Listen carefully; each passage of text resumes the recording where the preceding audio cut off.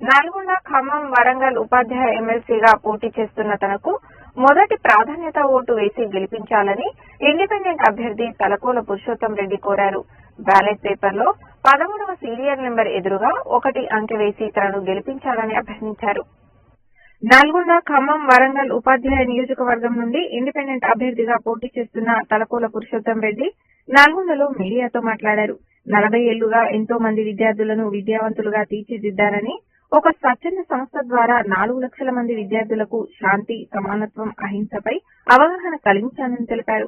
Residential కాలేజీలలో జరుగుతున్న ఆత్మహత్యలపై ప్రత్యేక కమిషన్ ద్వారా సంస్కరణలు అమలు చేసేలా కృషి చేశానని, తాను ఆ రోజు సూచించిన సంస్కరణలనే నేడు అమలు చేస్తున్నారని చెప్పారు. విద్యా వ్యవస్థలో లోపం ఉందని, ఉపాధ్యాయులకు గౌరవం పెరిగితేనే విద్యా వ్యవస్థ బాగుపడుతుందని అన్నారు. విద్యా వ్యవస్థ బాగు కోసం, ఉపాధ్యాయుల సమస్యల పరిష్కారం కోసం చిత్తశుద్దితో కృషి చేస్తానని, తాను ప్రకటించిన మేనిఫెస్టోను గమనించి తనకు మొదటి ప్రాధాన్యత ఓటు వేసి గెలిపించాలని కోరారు. తన ఆదాయం మొత్తం సమాజానికే ఇచ్చివేసి సమాజ అభ్యున్నతికి చిత్తశుద్దితో కృషి చేస్తున్నానని పేర్కొన్నారు. రోజు రోజుకు విద్యా వ్యవస్థ దిగజారుతోందని, పటిష్టమైన విద్యా వ్యవస్థ కోసం తాను కృషి చేస్తానని, గతంలో విద్యా వ్యవస్థకు తాను చేసిన కృషిని గమనించి తనకు మొదటి ప్రాధాన్యత ఓటు వేసి గెలిపించాలని కోరారు. ఉపాధ్యాయ సమాజానికి మరియు విద్యావేత్తలకు, మేధావులకు నా నమస్కారం. నా పేరు పురుషోత్తం రెడ్డి తలకోల. నేను వరంగల్, ఖమ్మం, నల్గొండ ఉపాధ్యాయ ఎమ్మెల్సీ అభ్యర్థిగా స్వతంత్రంగా ఇండిపెండెంట్ గా పోటీ చేస్తున్నాను. సీరియల్ నెంబర్ 13 తోటి. ముఖ్యంగా గత 40 సంవత్సరాలుగా 1984 నుంచి 2024 వరకు 40 సంవత్సరాలుగా వేలాది మంది విద్యార్థులు తీర్చిదిద్ది నా సొంతంగా విద్యా సంస్థ, ఎందుకంటే మొట్టమొదటిసారిగా 86లో విజయ్ కుమార్ సార్ దగ్గర ఫిజిక్స్ టీచ్ చేస్తున్నప్పుడు ఎక్కడ చూసినా కూడా మొత్తం కూడా రూరల్ ఏరియా నల్గొండ జిల్లా కనిపించేది. ఇంతవరకు హైదరాబాద్కి వచ్చి ఇద్దరు ఏంటి అని చెప్పేసి ఇమీడియట్ గా వెళ్లి 89లోనే కాలేజ్ స్టార్ట్ చేసి దాదాపు 1000 మంది విద్యార్థులు తయారు చేశాను. అయితే అదేవిధంగా ఒక ఎన్జిఓ ద్వారా దాదాపు 4 లక్షల మంది విద్యార్థులకు శాంతి, సమానత్వము, అహింస వీటి మీద దాదాపు ఈ 2 రాష్ట్రాల్లో ఎంతమంది విద్యార్థులకు సెమినార్స్ కల్పించి న్యూయార్క్ లో కూడా రిపోర్ట్ సబ్మిట్ చేసి వచ్చాను. అదేవిధంగా రెసిడెన్షియల్ కాలేజీలో ఆత్మహత్యలు ఎందుకు అవుతుందని చెప్పేసి అప్పుడు మీరు ఈ కమెంట్ స్టేట్ వైస్ ప్రెసిడెంట్ ఉన్నప్పుడు ప్రొఫెసర్ నేరాటి కమిషన్ ద్వారా మొత్తం +2 ఎడ్యుకేషన్ ఇంటర్మీడియట్ ఎడ్యుకేషన్ సంస్థలు అని చెప్పి ముందుకు వచ్చి ఈ నేటి ఇంటర్మీడియట్ వ్యవస్థ మొత్తం కూడా ఆ రోజు నేను చెప్పేటువంటి సంస్థలే అమలుకున్నవి.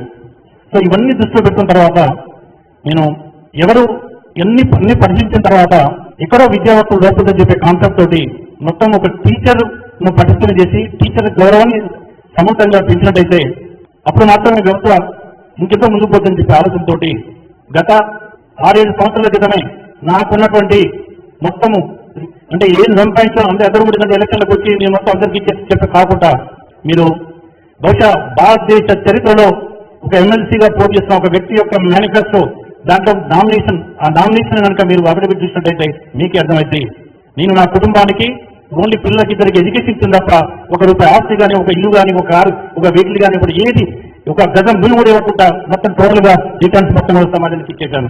ఇచ్చేసి స్వచ్ఛందంగా ఇప్పుడు ఉపాధ్యాయ సేవకి అంకితంగా అని చెప్పేసి మీరు నా మేనిఫెస్టో చూసినట్టుగా మీకు అర్థమవుతుంటది.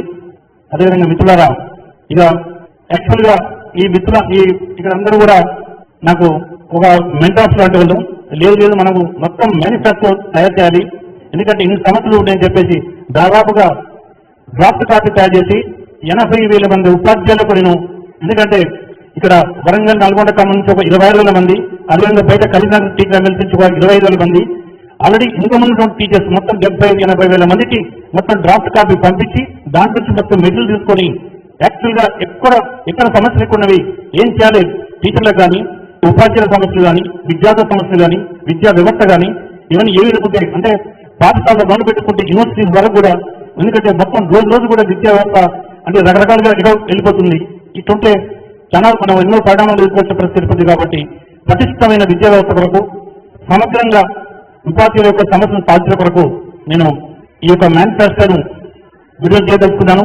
అందుకంటే ఇది ఇంతకుముందు మిత్రులు అయినట్టు 2030, ఎందుకంటే ఇది 2025 ఎమ్మెల్సీ యొక్క పీరియడ్ 6 years 2030 ఎండింగ్ లో అయిపోతుంది. సో అందుకని చెప్పి టీచర్స్ 2030 ఈ 6 years లో వచ్చే 6 సంవత్సరాల్లో ఒక రోడ్ మ్యాప్ లాగా నేను తీసుకొని ఈ సమస్యలను ఏ విధంగా పరిష్కరించాలి, ఉపాధ్యాయులు అవుతుంది, విద్యార్థులు అవుతుంది, అదేవిధంగా కొన్ని ఈవెన్ ప్రైవేట్ కాలేజ్ ప్రైవేట్ యాజమాన్యాలు కూడా ఈ రియంబర్స్మెంట్ ఇటువంటి కూడా ప్రభుత్వం నుంచి రాకపోవడం వల్ల వాళ్ళు కూడా దాంట్లో పనిచేసిన ఉపాధ్యాయులకు సరైనటువంటి వేతనాలు ఇవ్వక వాళ్ళు కూడా ఇబ్బంది పడుతున్నారు. సో ఇవన్నీ దృష్టిలో పెట్టుకొని అన్ని పాఠశాలల నుంచి యూనివర్సిటీ స్థాయి వరకు అన్ని విద్యా సంస్థల్లో ఉన్న సమస్యలతో కూడా పరిశీలించుకుని వాటిని ఏ విధంగా సాధించాలని చెప్పి ఒక రూట్ మ్యాప్ వేయడం జరిగింది. ఇది వచ్చే 6 సంవత్సరాల్లో దశల వారీగా మొత్తం కూడా దాన్ని ప్రభుత్వంతో ఎదురు చేస్తారు. ఎందుకంటే ఒక స్వతంత్ర అభ్యర్థిగా నేను ఎందుకంటే ఎక్కడ ఏ జెండా లేదు, నాకు only teachers and students and Telangana విద్యా వ్యవస్థను భారతదేశం నెంబర్ 1 గా చేపట్టి ఏ ఎజెండా తప్ప నాకు వేరే ఏ జెండా లేదు అని చెప్పి మేము ప్రమాణం చేస్తున్నాము. నన్ను కనుక మీరు ప్రోత్సహించి ఈ ఉపాధ్యాయ ఎన్నికలలో నన్ను గెలిపించినట్టయితే ఈ 6 సంవత్సరాలు ఏం చేస్తా అని చెప్పేసినటువంటి ఈ మేనిఫెస్టోని మీకు దీనికి ఒక ఎగ్జాంపుల్ గా దీన్ని మొత్తం తీసుకుని దీన్ని ప్రమాణపూర్వకంగా మీ ముందు ప్రమాణపూర్వకంగా దీన్ని పూర్తిగా తప్పకుండా ఎన్ని ఇబ్బందులు లేదంటే దీన్ని అమలు చేస్తారని చెప్పి హామీ ఇస్తూ మీరు నన్ను నా యొక్క ఆశయాలకు నా లక్ష్యాలకు మొత్తం తెలంగాణ విద్యా వ్యవస్థనే భారతదేశంలో నెంబర్ 1 విద్యా వ్యవస్థగా తీర్చిదిద్ద మా స్వాతంత్రానికి నా లక్ష్యానికి మీరు అండగుంటారని చెప్పేసి ఆశిస్తూ కృతజ్ఞతలు.